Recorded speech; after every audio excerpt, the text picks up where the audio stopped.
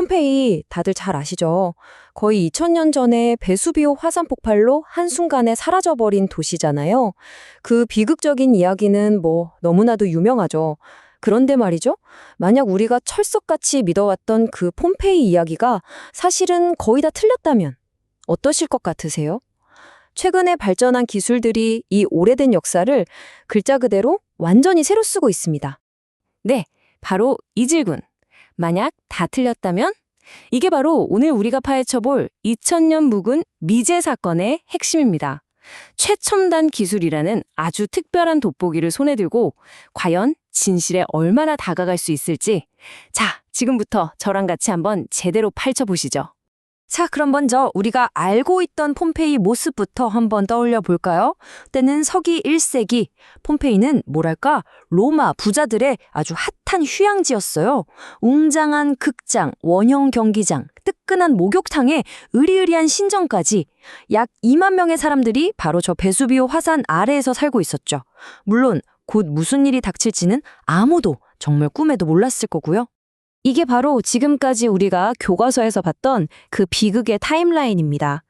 정오에 쾅 하고 화산이 터지고 저녁 되니까 도시가 화산재에 푹 잠기고 다음 날 아침엔 끔찍한 화산 쇄설류가 도시를 덮쳤다. 이 순서 다들 익숙하시죠? 네, 바로 이 고전적인 이야기의 틀을 지금부터 우리가 하나씩 아주 통쾌하게 뒤집어 볼 겁니다. 자, 이제 이 미제 사건을 해결할 현대판 영웅들을 소개해 드릴게요. 누구냐고요? 바로 역사의 판도를 바꾸고 있는 최첨단 기술들입니다. 정말 예전에는 상상조차 할 수 없었던 방법으로 폼페이의 비밀들을 술술 풀어내고 있거든요. 근데 궁금하지 않으세요? 왜 하필 지금 이런 놀라운 발견들이 막 쏟아져 나오는 걸까요? 그게 바로 2023년부터입니다. 인공지능, 그러니까 AI랑 첨단 스캐닝 기술이 마치 디지털 고고학자처럼 딱 등장한 거예요. 이 기술들 덕분에 우리는 과거를 정말 완전히 새로운 눈으로 볼 수 있게 된 겁니다.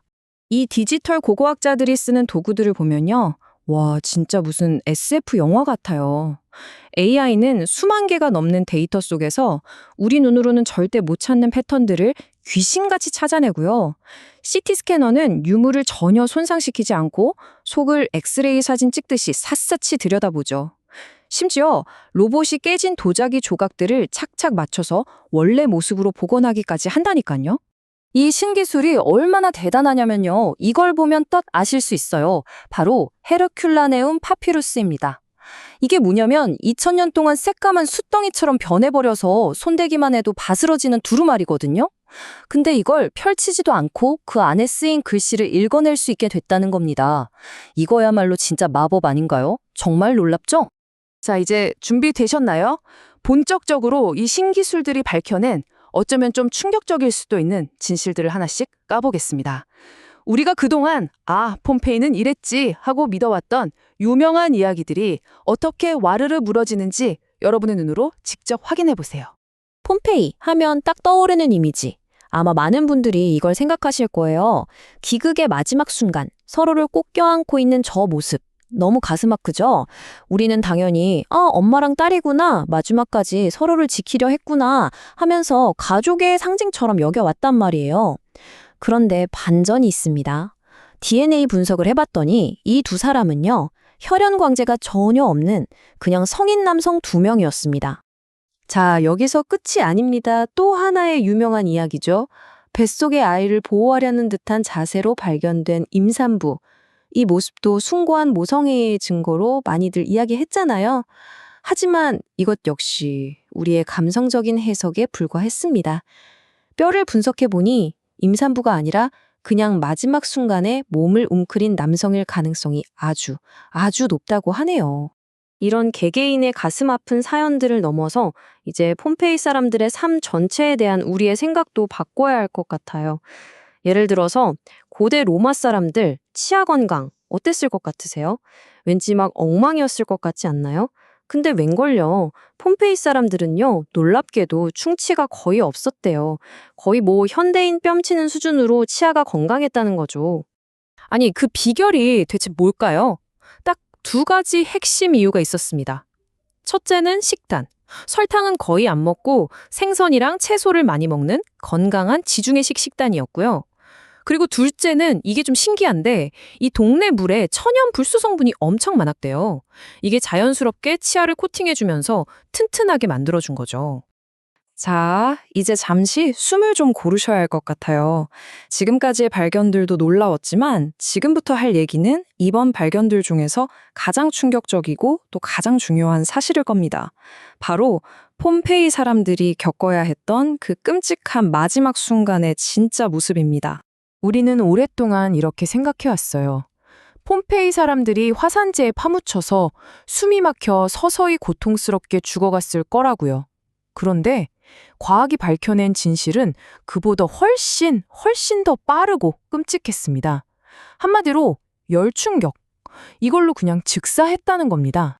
그 온도가 무려 섭씨 500도였습니다. 500도. 잠깐만 이 숫자를 상상해 보세요. 피자 굽는 화덕이 보통 이 정도 온도거든요. 모든 걸 그냥 한순간에 태워버리는 그야말로 압도적인 열기였던 거죠. 이 어마어마한 열기를 몰고 온 주범이 바로 화산시솔류라는 겁니다. 이게 뭐냐면 수백 도가 넘는 뜨거운 가스랑 화산재, 돌멩이들이 뒤섞여서 시속 100km가 넘는 속도로 덮치는 말 그대로 불의 눈사태예요. 이건 뭐 인간의 힘으로는 피하는 것도 버티는 것도 불가능한 재앙이었던 거죠. 그리고 지금부터 드릴 말씀은 정말 상상을 초월하는 내용입니다. 과학적 분석 결과 이 열충격이 너무나도 순식간에 그리고 강력하게 덮치는 바람에 희생자들의 뇌가 말 그대로 끌어올랐다고 합니다. 그리고 그 압력 때문에 두개골이 폭발하기까지 했다는 거죠.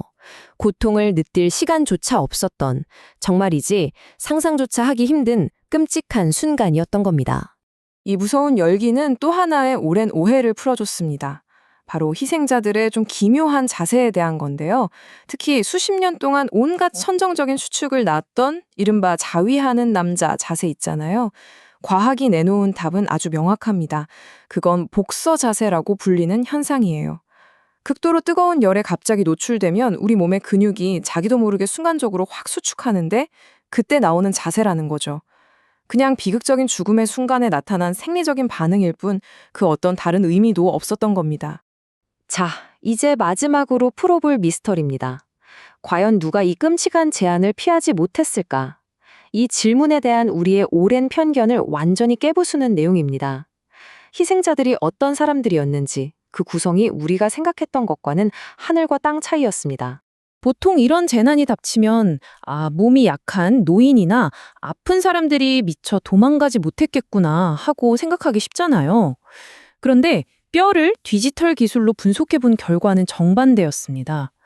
폼페이 희생자들의 대부분은요, 놀랍게도 20대에서 40대 사이에 가장 젊고 건강한 성인들이었다는 거예요. 이 그래프를 한번 보세요. 정말 뜻밖의 결과죠. 희생자 중에서 가장 큰 비중을 차지하는 그룹이 사실 제일 먼저 도망쳤을 것 같은 20대에서 40대 사이의 젊은 사람들이에요. 반면에 가장 취약했을 거라고 생각했던 노인 그룹은 비율이 제일 낮습니다. 이건 단순히 폼페이에게 한 사실 하나를 바꾸는 걸 넘어서 우리가 재난이라는 걸 이해하는 방식 자체에 대해 다시 생각하게 만드는 아주 중요한 데이터입니다. 아니, 그럼 대체 왜 가장 힘도 좋고 활동적이었을 이 젊은 사람들이 이렇게 많이 희생된 걸까요? 혹시 이 정도는 괜찮겠지 하고 자신의 힘을 너무 믿었던 걸까요? 아니면 재앙이 닥치는 속도가 너무나도 빨라서 젊음이니 체력이니 하는 것들이 아무 소용이 없었던 걸까요? 아마 이 질문에 대한 답을 찾는 게 2000년 전 그날의 비극을 완전히 이해하는 마지막 열쇠가 될 겁니다. 자, 오늘 우리는 폼페이에 대해 우리가 가졌던 많은 생각들을 하나씩 깨뜨려 봤습니다. 하지만 정말 중요한 건 이거예요. 폼페이에 대한 조사는 아직 현재 진행형이라는 사실. 이 고대의 도시는 아직도 우리에게 들려줄 비밀들을 많이 간직하고 있다는 거죠. 폼페이의 이야기는 우리에게 아주 근본적인 질문 하나를 던집니다. 이렇게 돌처럼 굳어진 줄 알았던 역사조차 기술 하나로 완전히 다시 쓰일 수 있다면 과연 지금 이 순간 우리가 진실이라고 믿는 또 다른 역사들 중에는 다시 쓰이기를 기다리는 것들이 얼마나 많을까요? 기술은 계속해서 발전할 거고 과거를 향한 우리의 탐사는 이제 막 새로운 페이지를 넘기기 시작했을 뿐입니다.